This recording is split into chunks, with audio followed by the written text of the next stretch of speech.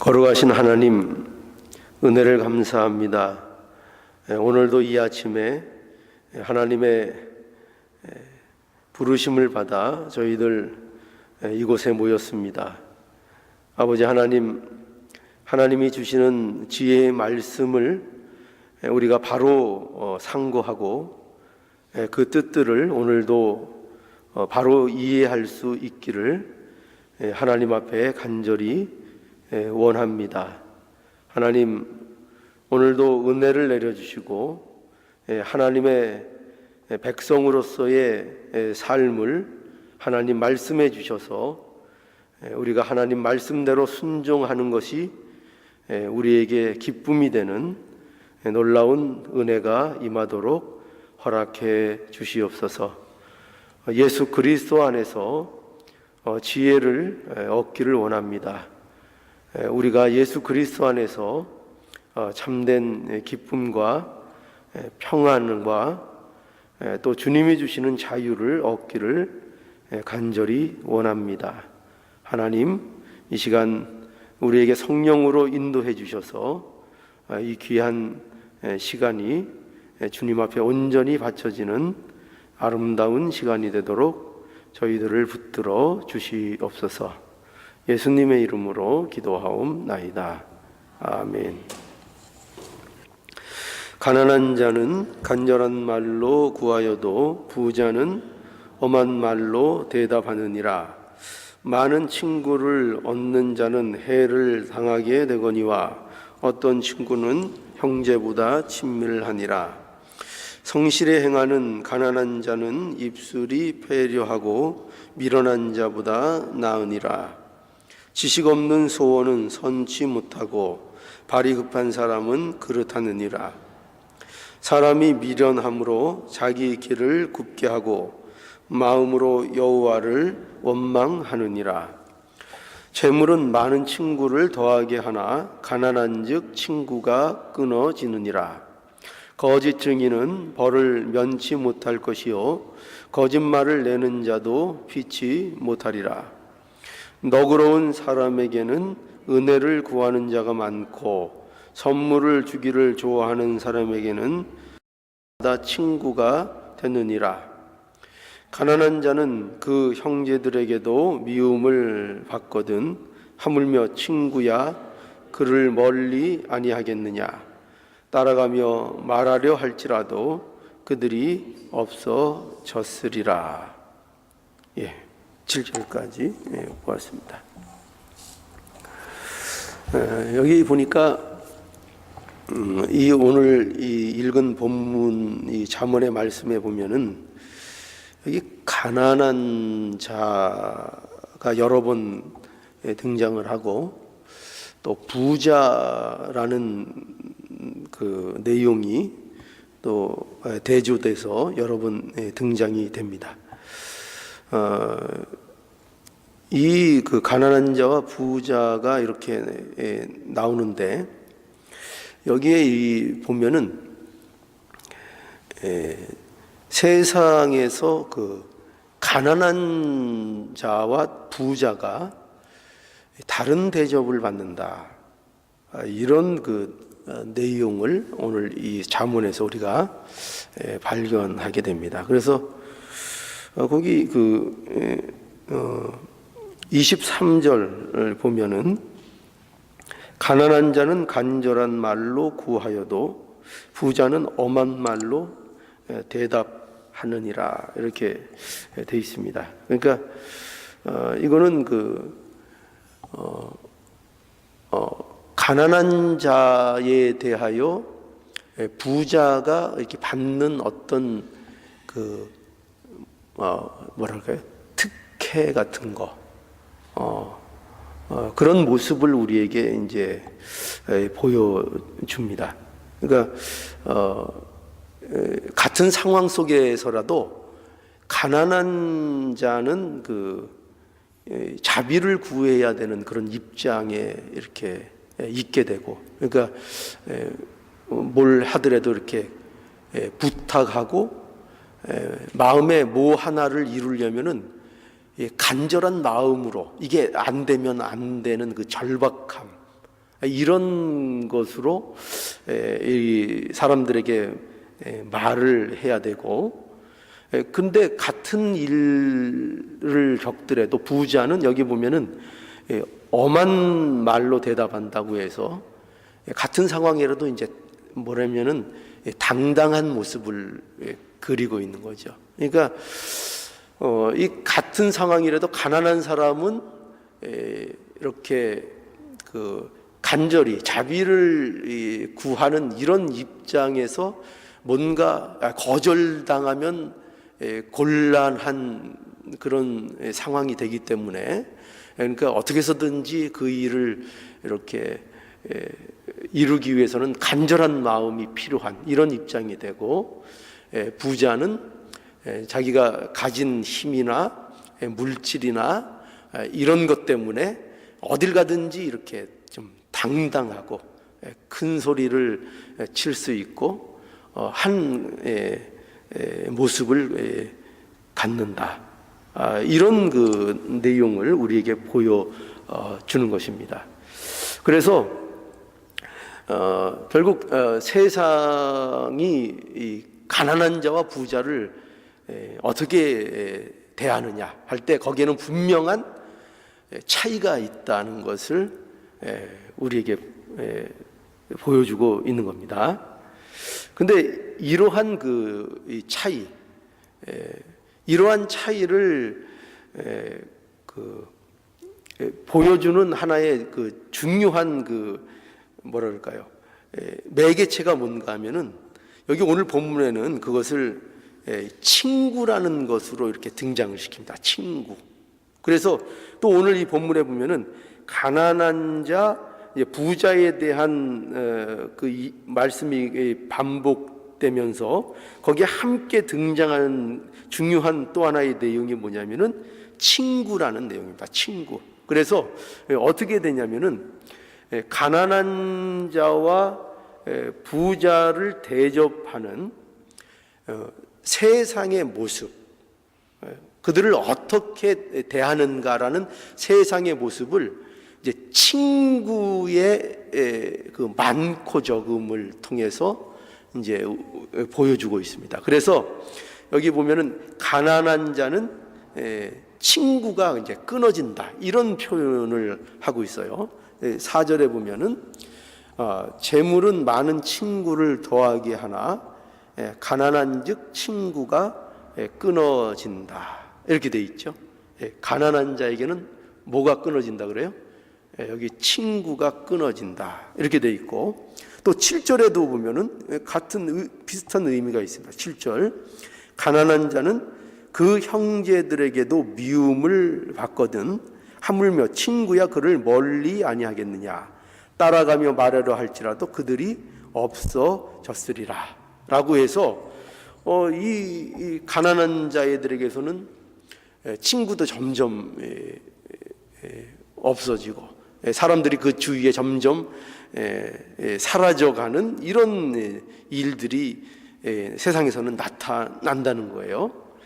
그런데 그래서 심지어는 거기 그 5절에 보면 거짓 증인은 벌을 면치 못할 것이요 거짓말을 내는 자도 피치 못하리라고 해서 갑자기 여기 이제 그 어떤 재판에 대한 문제가 이제 나오는데, 여기 보면은 가난한 자는 공정해야 될 재판에서도 불이익을 당할 수 있는 이런 일들이 생긴다는 거예요. 그러니까 가난한 자들에게 있어서 이처럼 친구도 끊어지고 세상적인 가장 그 세상에서 공정해야 될 어떤 재판 자리에서도 거짓 그 증인들로 인한 어떤 손해를 볼 수도 있는, 공정함을 이렇게 담보할 수 없는 그런 처지가 될 수도 있다는 것입니다. 그래서 이 가난한 자의 모습을 이렇게 그리고 있는 것이고, 그러나 이제 반대로 부자는 어떠냐면은 부자는 어떻게 되죠? 친구가 더해진다. 아까 4절 봤듯이 재물은 많은 친구를 더하게 하고, 또 6절에 보면은 너그러운 사람에게는 은혜를 구하는 자가 많고 선물을 주기를 좋아하는 자에게는 사람마다 친구가 되느니라. 그러니까 뭔가를 많이 이렇게 배품을 받을 수 있는 사람, 뭔가를 많이 가지고 있는 사람, 세상에서도 그렇잖아요. 여기 너그러운 마음이 세상에서는 뭐로 생기냐면은 물질로 생깁니다. 물질. 그러니까 물질이 많으면 마음도 너그러져요. 여러분 그런 경험 있으실 겁니다. 누구나. 마음, 자기가 가진 게 넉넉하면은 마음도 넉넉해지고, 또 사람들에게 선물을 얼마든지 많이 해줄 수도 있고, 자기 성의 표시를 해줄 수도 있고, 이런 일들 때문에 많은 사람들이 그 부유한 자에게는 점점 더해진다고 이렇게 말하고 있습니다. 그래서 사람들은 결국 이 말씀들을 통해서 우리가 오늘 이제 보고자 하는 건 뭐냐면은, 사람들은 부자를 좋아한다는 거예요.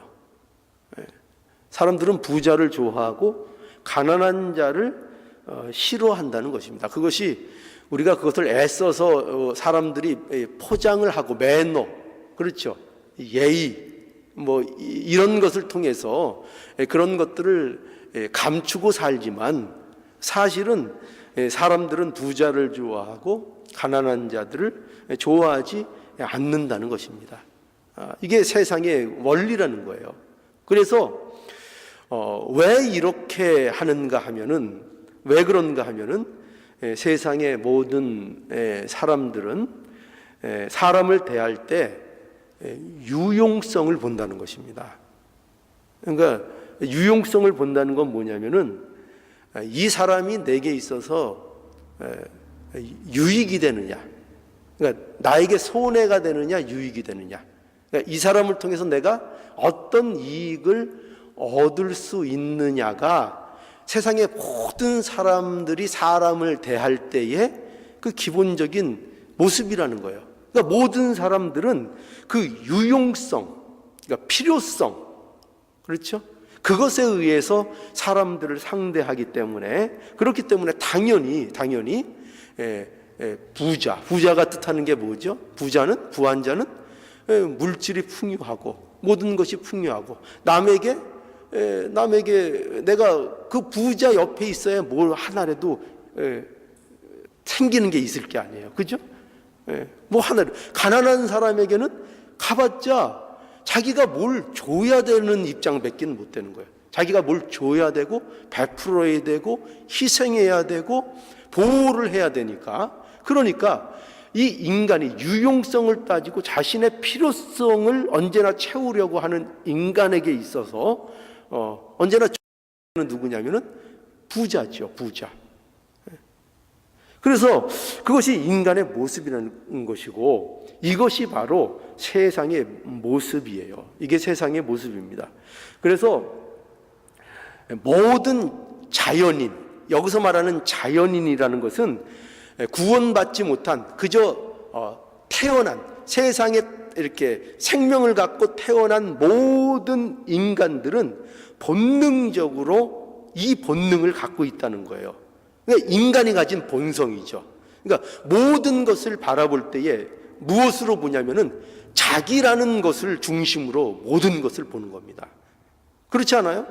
모든 사람들은 자기라는 중심을 놓고 봐서 그 자신에게 어떤 유용성이 있는가, 어떤 필요성이 있는가라는 것으로 사람들을 대하도록 본능이 그렇게 되어 있어요. 본능이. 그게 인간이 갖고 있는 이제 본능인 것입니다.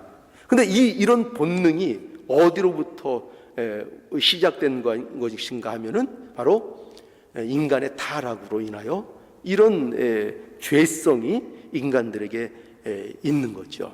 그러니까 하나님과의 화목이 깨지고, 그것으로 인하여 인간과의 화목도 깨어진 상태가 된 거죠. 그래서 모든 관계가 뒤틀려 버리는 거예요.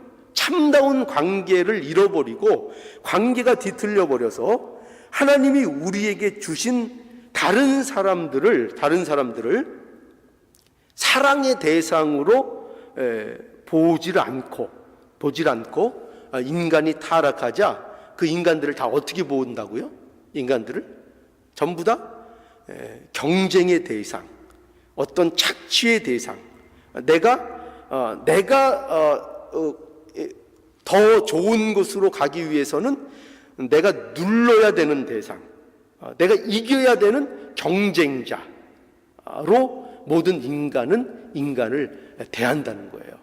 그러니까 이것이 뭐냐면 인간이 갖고 있는 타락한 인간이 경험하고 있는, 그러니까 하나님을 떠남으로 인하여, 인간이 하나님을 떠남으로 인하여 인간들에게 경험되는, 인간들에서부터 나올 수밖에 없는 그의 죄성, 그것들이 뭐냐면은 바로 이 모습을 얘기하는 거예요.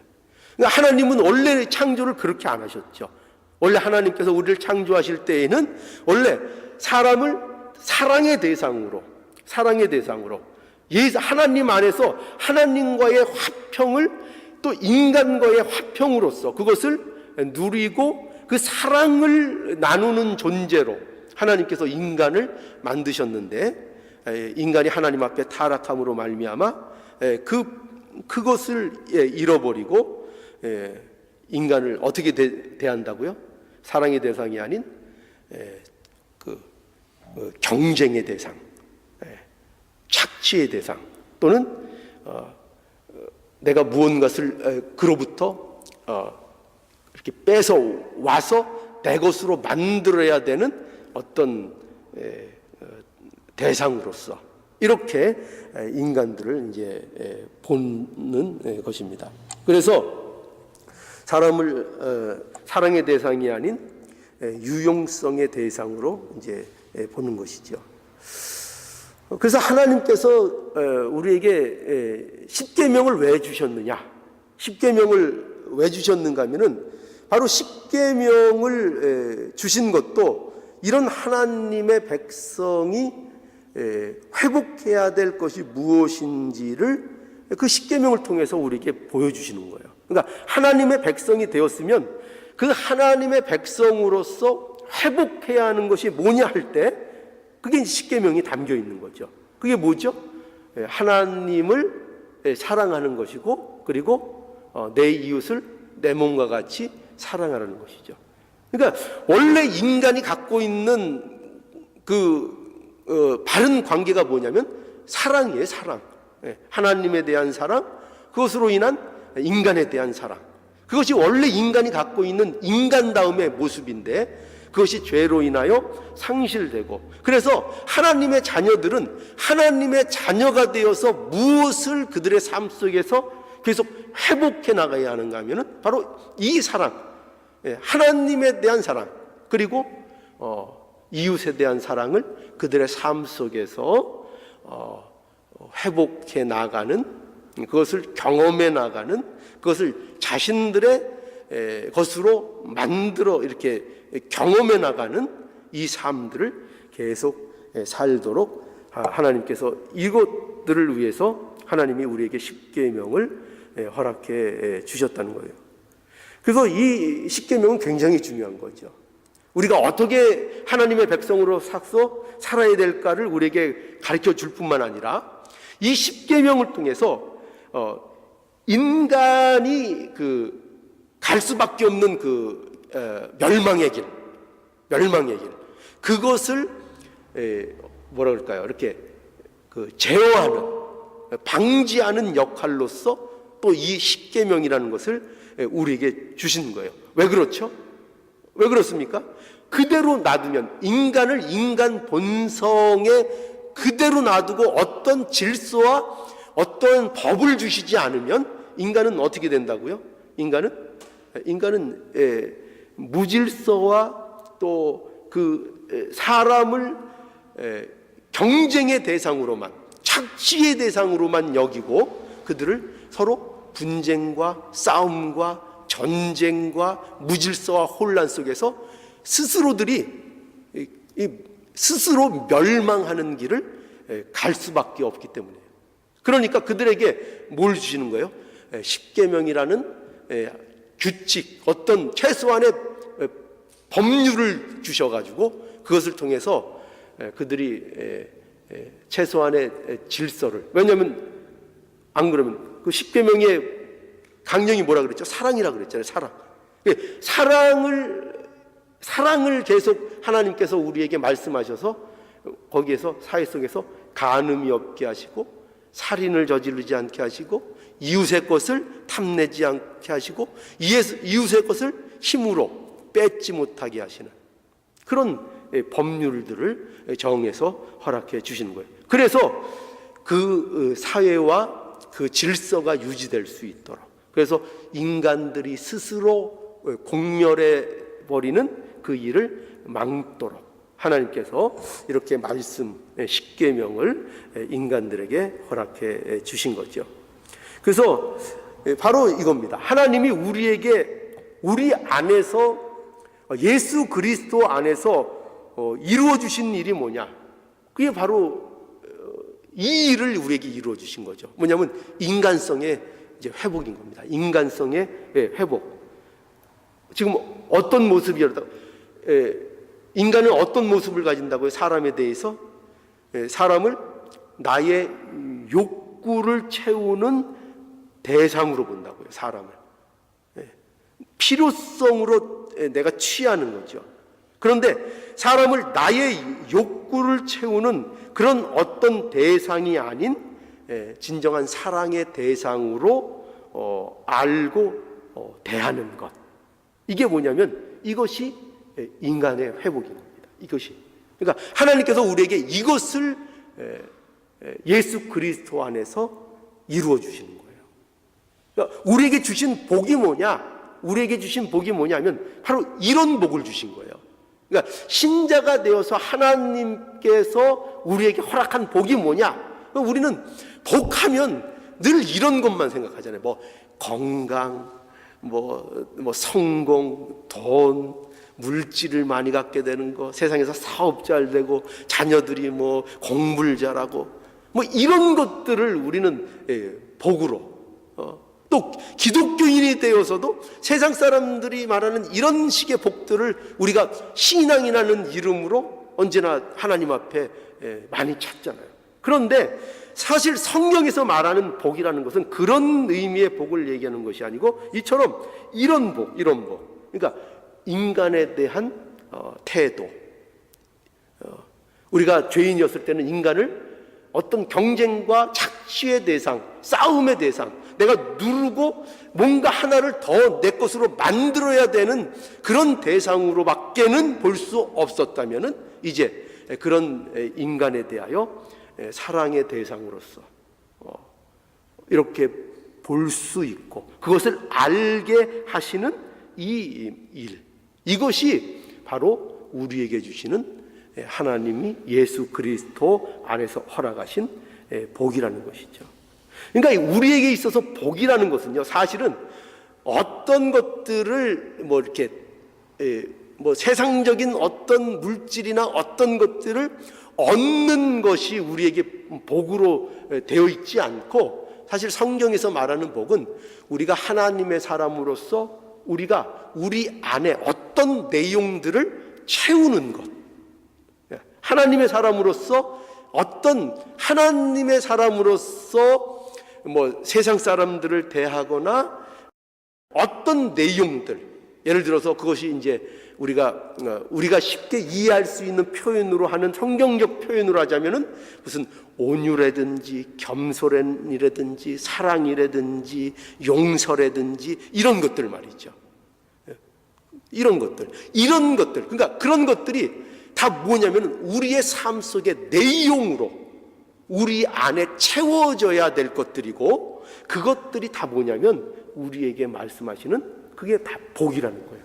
그런 것들을 우리에게 복으로 우리에게 하나님이 주시는 겁니다.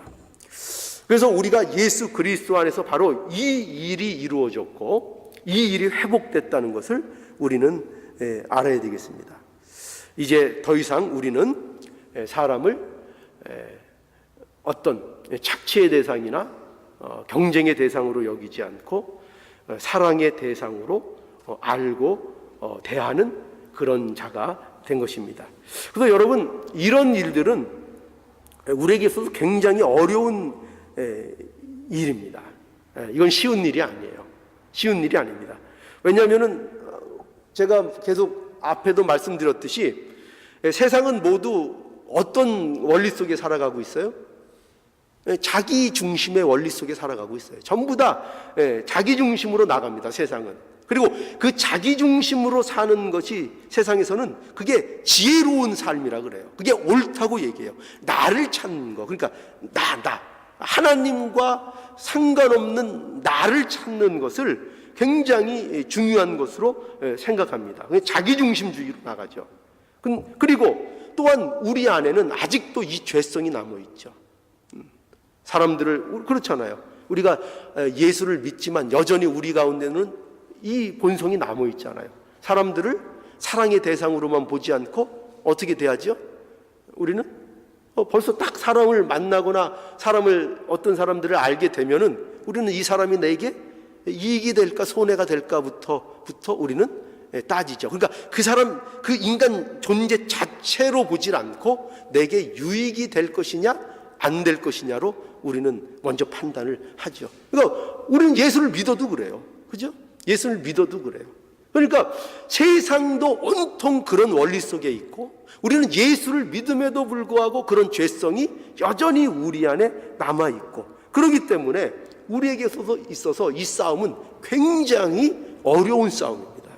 굉장히 어려운 싸움이에요.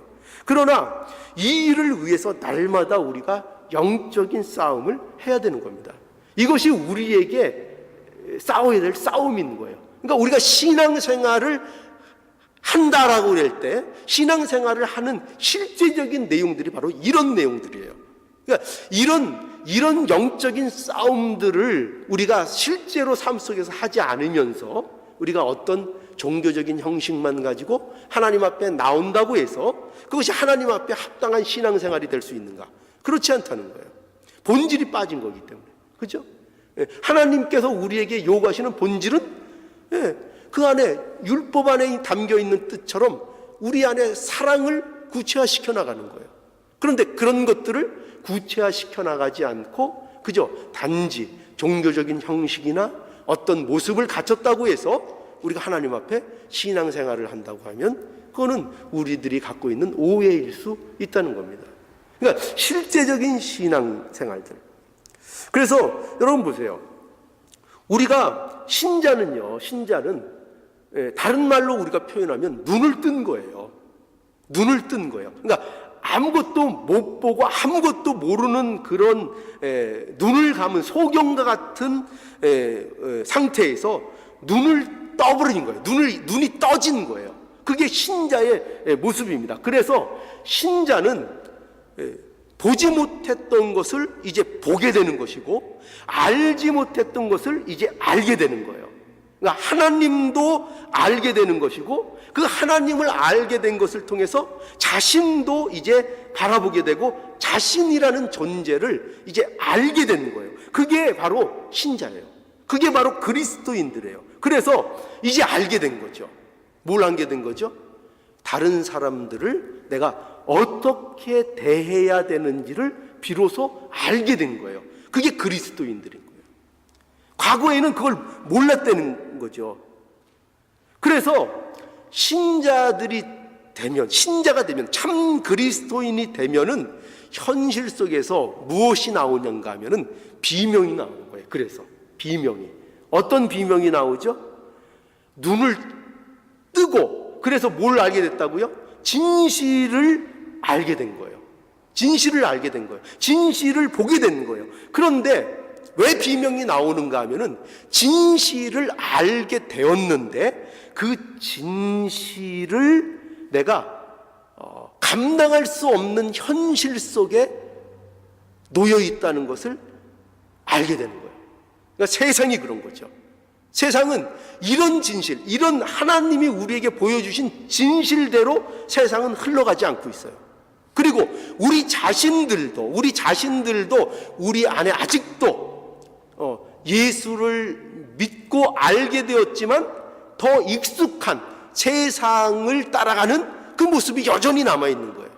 그러니 보세요. 그러니 우리에게 있어서 뭐가 당연히 나오겠어요? 그러니 비명이 나올 수밖에 없죠. 이게 뭡니까? 분명히 나는 이제 알게 되었는데 하나님이 예수 그리스도 안에서 어떤 것이 진리인지, 어떻게 살아야 되는지, 어떤 것이 사람들에 대한 바른 태도인지, 어떻게 사람들을 사랑해야 하는지, 그걸 분명히 이제 예수 그리스도 안에서 보게 되고 알게 되었는데 현실은 그것을 실현할 현실이 아닌 거예요. 그러니 막막해지고 벽에 부딪히고 그것으로 인하여 비명을 지르는 신자의 모습이 생기게 되는 것입니다. 하나님, 이것이 무엇입니까? 하나님, 이것이 어떻게 된 것입니까? 그래서 우리는 결국 신자는 그래서 어디로 나갈 수밖에 없게 되냐면은 기도할 수밖에 없는 거예요. 그러니까 신자가 왜 기도할까요? 이 사실을 알기 때문이에요. 이 사실을요. 그러니까 우리에게 있어서 기도라는 것은 너무나도 어떻게 보면은 자연스러운 거예요. 그러니까 우리가 하지 않을 수 없는 일이 기도인 거예요. 왜냐? 우리의 막닥뜨린 현실을 아니 비명이 나올 수밖에 없거든요. 하나님을 찾을 수밖에 없거든요. 하나님을 의지할 수밖에 없거든요. 그러니 우리에게 있어서 기도가 나오게 되는 것입니다. 하나님, 이제 진실을 알게 되었습니다. 그런데 이런 진실을 살기가 어렵습니다. 하나님 도와주십시오. 하나님 도와주세요. 사람들 나의 유익을 위한 수단으로 대하지 않게 해주시고 사람을 사람으로서, 사람을 사랑의 대상으로서 대하게 해주시옵소서. 이것이 안 됩니다. 하나님 앞에 이거를 부르짖어야 돼요. 그렇죠? 우리는 이것이 안 되는 현실 속에 있잖아요. 그러니 우리가 이것을, 이 안 사실에 대하여 이것이 우리의 삶 속에서, 제가 로마서를 강의할 때도 말씀드렸죠. 구체화되도록 우리에게 주신 하나님의 사랑이 우리의 삶 속에서 그 사랑이 실현되는 것이 불가능한 이 세상 속에서 그 사랑을 실현하며 구체화시켜 나가는 삶을 살 수 있도록 하나님 힘을 주시옵소서. 예수 그리스도 안에서 이 일을 우리 안에 이루어 주셨사오니 이 일이 실제로 나의 삶의 모습이 되도록 하나님 도와주시옵소서. 이 기도와 이 간구를 우리가 하나님 앞에 해야 하는 것입니다. 자, 그래서 오늘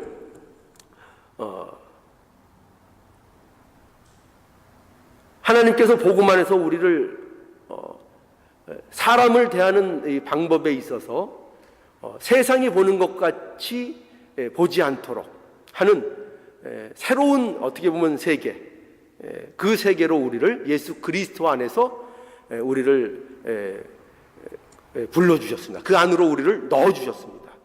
그러니 우리가 이제 이 하나님의 부르심에 합당한 자로서 사람을 대할 수 있는, 사람에게 사랑을 구체화시켜 나갈 수 있는 이러한 저와 여러분들의 복된 삶이, 이 복이 누려지는 복된 삶이 주 안에서 이루어지기를 이 말씀을 통해서 간절히 원합니다. 기도하시겠습니다.